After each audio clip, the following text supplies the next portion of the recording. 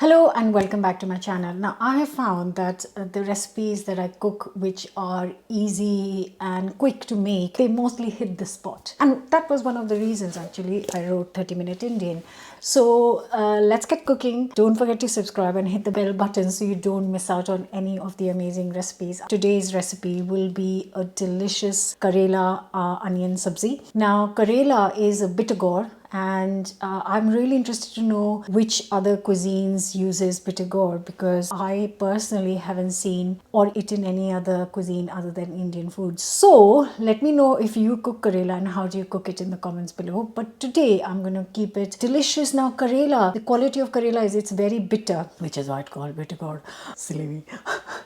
Growing up, my sisters hated Karela, so when it was made, they wouldn't eat it. But somehow I have always been fond of it. But now my kids don't like it, so it's fine. You have to cook for yourselves as well.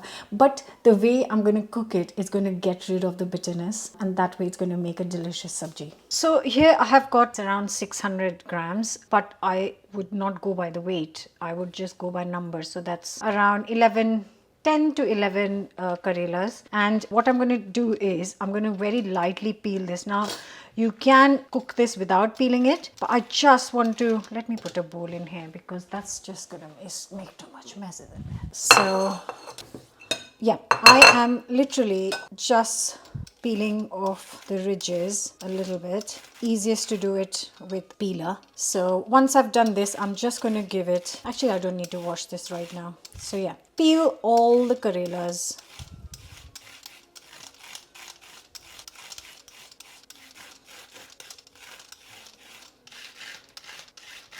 Okay, so these are all peeled, and now I am going to chop them up. So we don't need the heads and the tails for all of them. And then I'm just going to kind of thinly slice them. So these have like thick fat seeds in it. Just slice through it and we'll take out the seeds in a minute. So I'm going to repeat the same with all the Karelas. So just about this thin.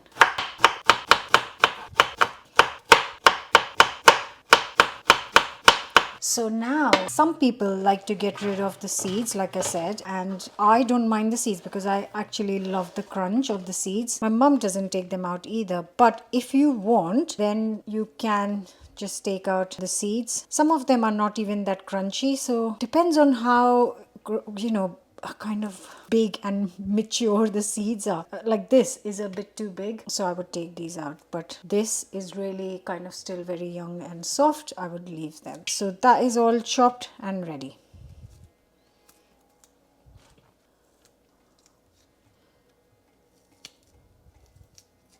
And now this needs a bit of salt, generous amounts of salt. So a heaped teaspoon of salt goes in.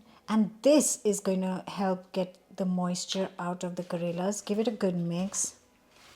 And now I'm going to leave them right here in this spot for half an hour, 30 minutes or so. Now the reason I have salted the Karela is because what it does, it releases some of the bitterness. So once this has been sitting for 30 minutes, after that, when I'm going to squeeze out the liquid, it's going to get rid of some of the bitterness. So you might think, oh, I can handle bitter and might cook it straight away. Trust me, it is really bitter. And this way you're not going to get any bitterness at all. Now it has been exactly 30 minutes since I sprinkled it with salt. You can see it's very wet now. So what I'm going to do is just squeeze the extra moisture out of the Karelas. So we need a nice hot pan and a good 100 to 200 ml of oil. We'll get the extra oil out once we have cooked the Karelas. Get it nice and hot before you add in the Karela. And in the meantime, I'm also going to thinly slice 4 onions. I'll have to do this in 2 batches because there's a lot of Karela, and I'm just going to cook it for maybe 3 to 4 minutes until it's golden.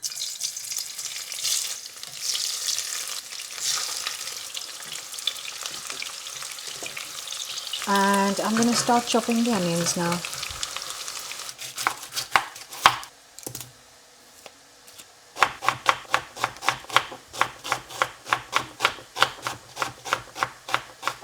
So you can actually see that the color has changed. So from green it's become slightly lightly brown. I will give it 2-3 more minutes. I want it to get a bit crispy. So yeah, I think in total it takes more like 7-8 minutes rather than just 3 to 4. Now these have a lovely deep golden color. They look crispy and at the same time cooked. I'm going to get them out on some kitchen roll. And as you can see, usually when you deep fry, like things soak a lot of oil. This has kind of not used much oil at all. It's almost the same amount as we started with. Obviously, you know, it is deep frying, but sometimes things soak much more oil. Right, I am now going to add the second batch of it.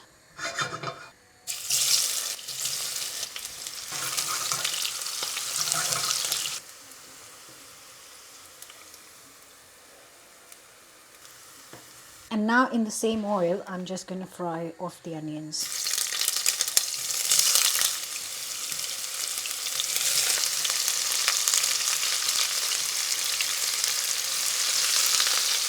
Now this is also going to take around good 10 to 15 minutes.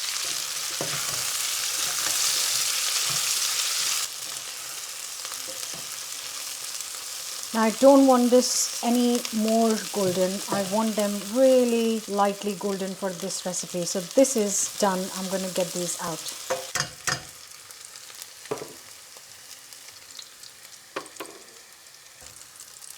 So we have got our onions ready, our Karela ready, and now I'm going to get back to the same pan. I haven't done anything to the pan. As I was telling you that things soak up oil, onions soaked up most of the oil. So that's that. There isn't hardly anything left. I'm not going to add any more. I'm just going to add the spices. Nice hot pan, and then going to add a teaspoon of cumin seeds and a teaspoon of fennel seeds. Now a tin of chopped tomatoes.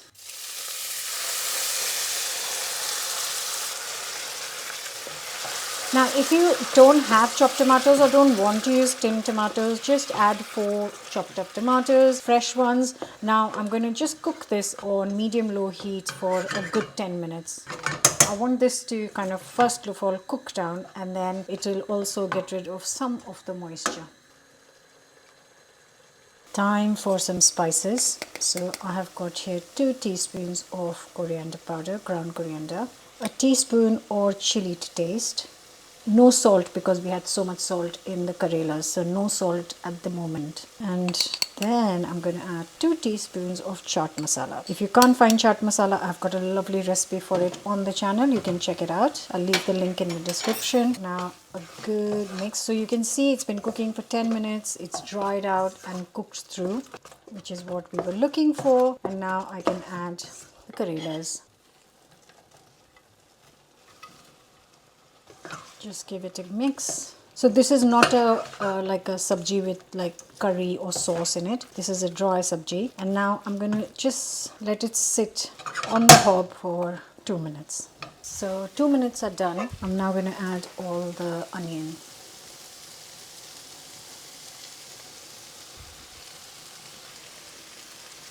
And all that's left to do is give it a good mix.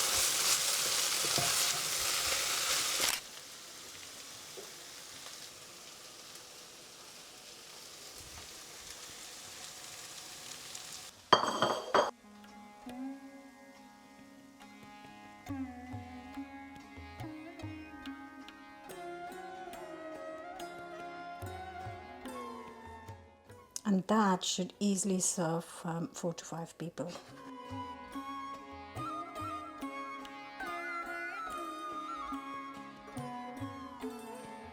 Right guys, here it is. Lovely Karela onion sabji. Now this would be amazing with some piping hot parathas or chapatis. I wouldn't serve it with naan, nothing wrong with it, but it would go great with paratha or chapatis. And I'm really excited about this because I haven't made Karela in over a year. That's how long it has been. But I've made it today just for myself, and we got it right in the 30 minutes. So that's another tick. Let's eat it. Oh, I love Karela. Oh, that is gorgeous. It has got a slight, very, very slight bitterness because like an aftertaste. But if you get rid of that as well, then you wouldn't even know it's Karela. It's the Karela taste. Oh, that's gorgeous. I'm going to make some chapatis now. Hope you'll give this a go. This will go beautifully even with some dal and rice. Oh, that'll be great. No, I'm going to stick with rotis today. Hope you'll give this a go. Let me know whether you've cooked Karela before or you cook it differently and how do you cook it in the comments. I'll see you back with a very, very quick Indian meal very soon. Take care. Bye for now. That's lovely. Oh.